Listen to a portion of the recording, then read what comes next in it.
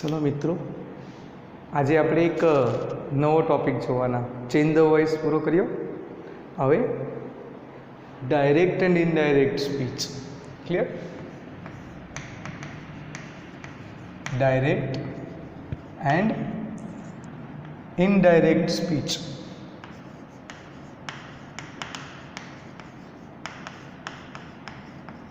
Okay, प्रत्यक्ष प्रत्यक्ष अने परोक्ष रचना।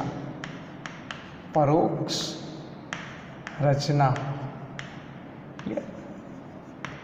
प्रत्यक्ष अने परोक्ष रचना। ओके, प्रत्यक्ष अत्यारे धारो के हूँ भणावुं बराबर ने, तमे विडियो में मारी सामे बैठेला छो ने फेस टू फेस बराबर है। अने परोक्ष परोक्ष एटले पूरुं थाय पछी बीजा द्वारा बराबर है। ओके, पूरुं थया पछी एनुं वर्णन कराय बराबर ने। डायरेक्ट एंड इनडायरेक्ट स्पीच प्रत्यक्ष अने परोक्ष रचना एटले वातचीत पूरी थई जाय पछी एना विषे बात करीए बराबर। एटले आमां महत्वनी वस्तु आम भणाई सादा वर्तमान काळना क्रियापदथी भणाई पण एक्चुअली आवे भूतकाळनुं ज क्रियापद आवे। એટલે આપણે सीधा અત્યાર સુધી વર્તમાન કાળ કદાચ જોયો હશે, નહીં જોયો તો વાંધો નથી, આપણે सीधा આરવી ભૂતકાળમાં જ લઈને ભણીશું ક્લિયર। તો પ્રત્યક્ષ અને પરોક્ષ રચના, પ્રત્યક્ષ એટલે સામસામે, અને ત્યાર પછી કન્વર્ઝેશન વાતચીત પૂરી થઈ જાય ત્યાર પછી એના વિશે વાત કરીએ ત્યારે એવી રચના કેવી રચના કહેવાય પરોક્ષ। તો પ્રત્યક્ષને આપણે શેમાં કન્વર્ટ કરતા શીખવાનું છે? પરોક્ષ રચનામાં બરાબર છે। ચાલો, તો હવે ડાયરેક્ટ સ્પીચ કેટલી રીતે લખાય બરાબર ને। તો ડાયરેક્ટ સ્પીચ બે રીતે આવે। કેટલી રીતે? બે રીતે લખાય છે બરાબર ને। ડાયરેક્ટ સ્પીચ બે રીતે લખાય। એક બરાબર, એક આવું ડાયરેક્ટ એક્ઝામ્પલ લખીને તમને બતાવો એટલે તમને આઈડિયા આવી જશે। પછી આપણે સીધું ડિટેલમાં પણ હમણાં આનું જોઈ લઈએ, નોંધ જોઈ લઈએ પહેલાં કઈ રીતે બને બરાબર છે। ઓકે, તો એક તો ધારો કે જુઓ મગન આવું લખેલું હોય બરાબર, સેઝ ક્લિયર। જો અમે વર્તમાન કાળમાં લખ્યું છે, આપણે સેડથી ભણવાનું છે। શેનાથી ભણવાનું છે? સેડથી ક્લિયર। સમજાવી દઈશ આનું શું આવે તે। મગન સેઝ ટુ છગન આવું આવે। મગન સેઝ ટુ છગન, અલ્પવિરામ આવે, અવતરણ ચિહ્નમાં આવે। I am your best friend આવું છે વાક્ય। I am your best friend clear.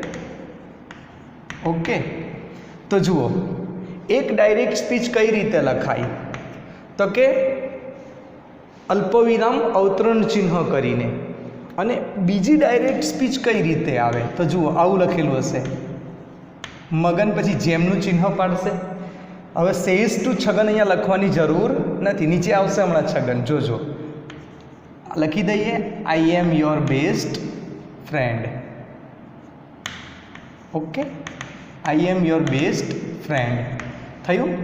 તો એક તો વર્ણનાત્મક રીતે આવે અને એક ડાયલોગની રીતે આવે બરાબર।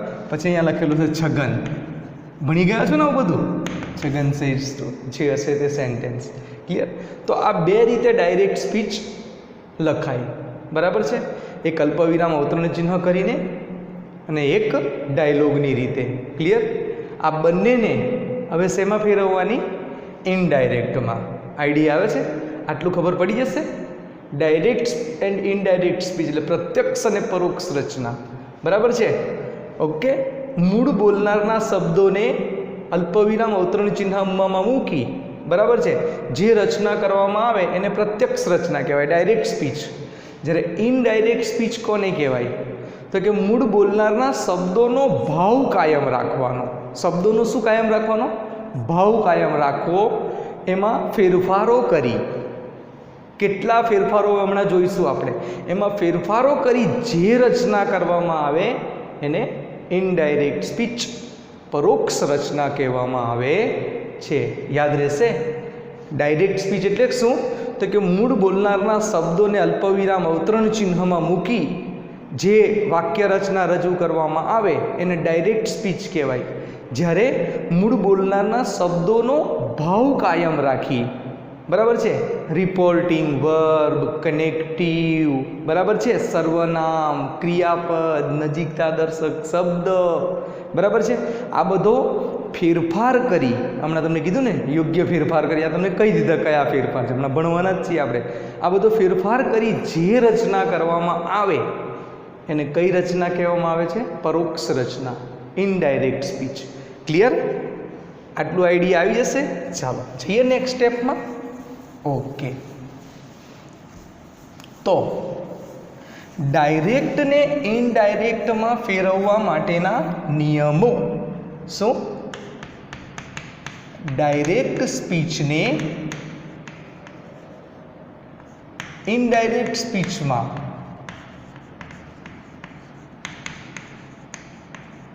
ફેરવવા માટેના નિયમો. ક્લિયર?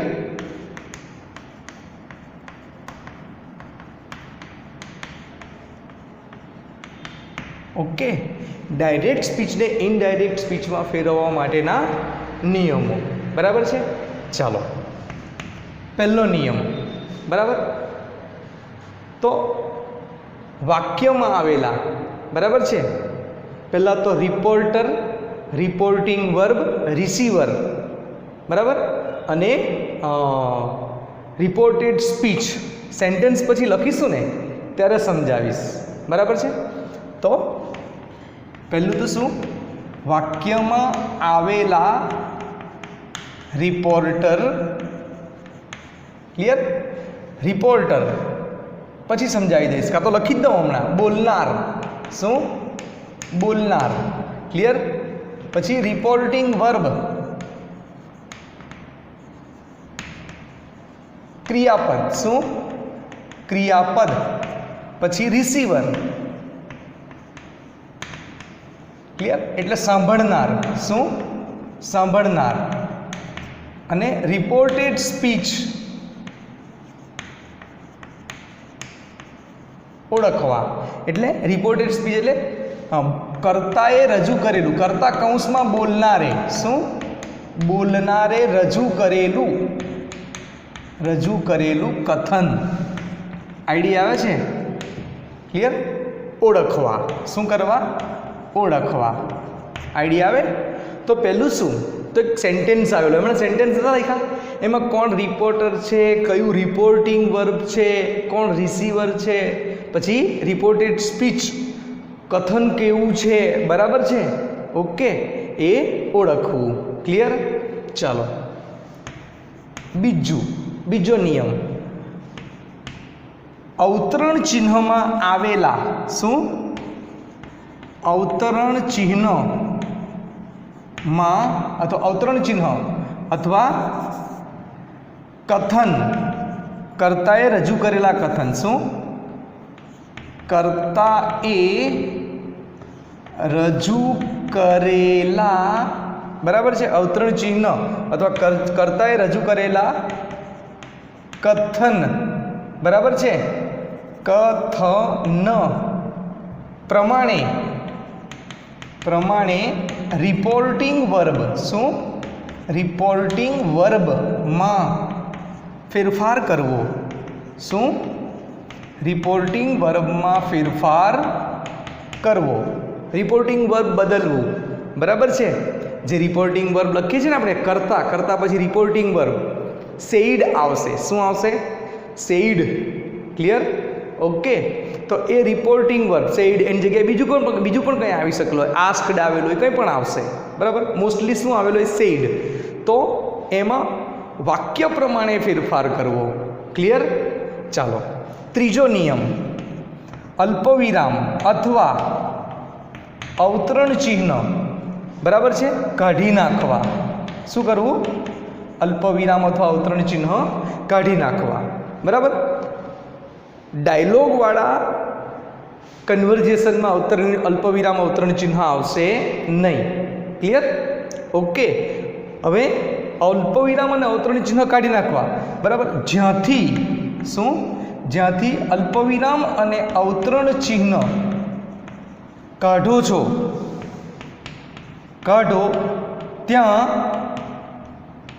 છો ત્યાં કનેક્ટિવ વાક્ય પ્રમાણે શું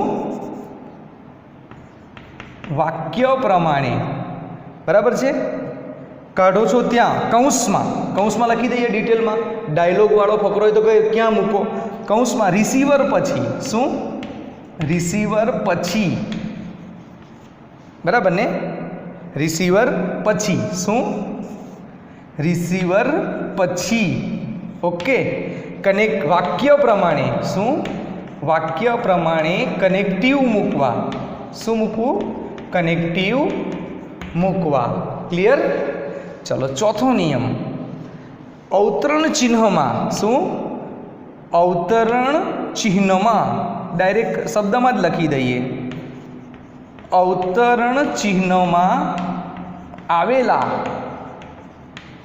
બરાબર ને અવતરણ ચિહ્નમાં આવેલા એક સર્વનામ બીજું ક્રિયાપદ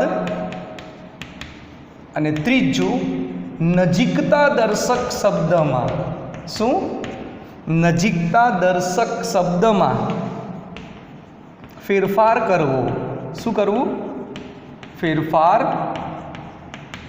કરવો આઈડિયા આવે છે ખબર પડી જશે ક્લિયર તો ડાયરેક્ટ ને ઇનડાયરેક્ટમાં ફેરવવા માટેના નિયમો એક તો પહેલાં તમારે વાક્યમાં શું ઓળખી નાખવાનો રિપોર્ટર રિપોર્ટિંગ વર્બ રિસીવર અને રિપોર્ટેડ સ્પીચ રિપોર્ટર બોલનાર હમણાં હું બોલું ને હું રિપોર્ટર તમે લોકો શું કરો છો સાંભળો તમે કોણ થયા રિસીવર બરાબર અને હું જે વાક્ય રજૂ કરું એ રિપોર્ટેડ સ્પીચ બરાબર છે કર્તાએ રજૂ કરેલું કથન બરાબર અને એના માટે હું જે વર્બનો ઉપયોગ કરું એને રિપોર્ટિંગ વર્બ કહેવાય ક્લિયર એક્ઝામ્પલ લખીશું સેન્ટેન્સ લખીને સમજાવીશ ક્લિયર અવતરણ ચિહ્ન બીજો નિયમ અવતરણ ચિહ્ન એટલે કે કર્તાએ રજૂ કરેલા કથન પ્રમાણે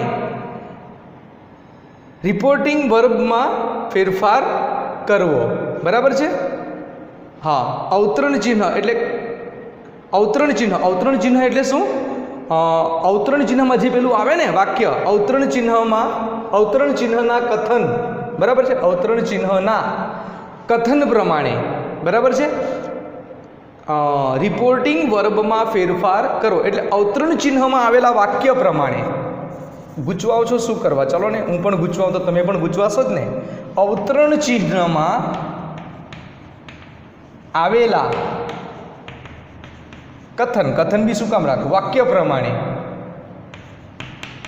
ક્લિયર રિપોર્ટિંગ વર્બમાં ફેરફાર કરો એટલે જેવું અવતરણ ચિહ્નમાં જે પ્રકારનું વાક્ય કુલ 5 પ્રકારના વાક્ય આવશે કેટલા પ્રકારના 5 વિધાન પ્રશ્નાર્થ આજ્ઞાર્થ ઉદ્ગાર અને શુભેચ્છા દર્શક આટલી કન્સ્ટ્રક્શન આપણે ભણવાની છે તો એ વાક્ય પ્રમાણે રિપોર્ટિંગ વર્બમાં ફેરફાર કરવો 5 વાક્ય રચના લખશો ત્યારે 5 વખત રિપોર્ટિંગ વર્બ જુદા જુદા આવશે ક્લિયર 10મા ધોરણમાં ભણી ગયા છીએ ને આપણે ચાલો ત્યાર પછી અવતરણ ચિહ્ન અથવા અલ્પવિરામ અથવા અવતરણ ચિહ્ન કાઢી નાખવા 2 રીતે વાક્ય રચના લખેલી એકમાં અલ્પવિરામ અવતરણ ચિહ્ન લખ્યું હતું બરાબર તો અલ્પવિરામ અવતરણ ચિહ્ન શું થઈ જાય નીકળી જાય ત્યાં કનેક્ટિવ મૂકવું કનેક્ટિવ જોડવા માટે 2 વાક્યોને એ પાછળ જે અવતરણ ચિહ્નમાં વાક્ય છે એ પ્રમાણે કનેક્ટિવ આવશે ક્લિયર જેમ જેમ જઈશું તેમ તેમ આ બધું ખબર પડશે હવે ધ્યાન આપજો ડાયલોગની રીતે હોય તો અવતરણ ચિહ્ન તો આવતું નથી બરાબર તો પહેલું જે વાક્ય બોલે એ રિપોર્ટર પછી આપણે પોતે મગજમાં વિચારવાનું કે સેટ ટુ ને પછી નીચેનું બીજું વાક્ય બોલે નામ ઉપર ચડાવવાનું આવ્યું અલ્પવિરામ અવતરણ ચિહ્ન ત્યાં આઈડિયા આવે છે એમાં અલ્પવિરામ અવતરણ ચિહ્ન આવે નહીં ક્લિયર તો જ્યાંથી અલ્પવિરામ અને અવતરણ ચિહ્ન કાઢો છો એટલે કે ક્યાં રિસીવરની પછી રિપોર્ટર આવ્યો રિપોર્ટિંગ વર્બ આવ્યું પછી રિસીવર અને ત્યાર પછી શું મૂકશો અલ્પવિરામ અવતરણ ચિહ્ન છે ને તો તાથી અલ્પવિરામ અવતરણ ચિહ્ન શું કરવાનું કાઢી નાખવાનું અને વાક્ય પ્રમાણે શું મૂકી દેવાનું કનેક્ટિવ મૂકી દેવું ક્લિયર અને ત્યાર પછી અવતરણ ચિહ્ન છે જે આમાં આખું વાક્ય જે છે વાક્યમાં 3 પ્રકારના ફેરફાર થશે એક સર્વનામનો ફેરફાર બીજો ક્રિયાપદનો ફેરફાર અને ત્રીજો નજીકતા દર્શક શબ્દનો ફેરફાર આઈડિયા આવી જશે આટલું ક્લિયર ચાલો તો હવે આના પછી આપણે આગળ જઈએ બરાબર છે ઓકે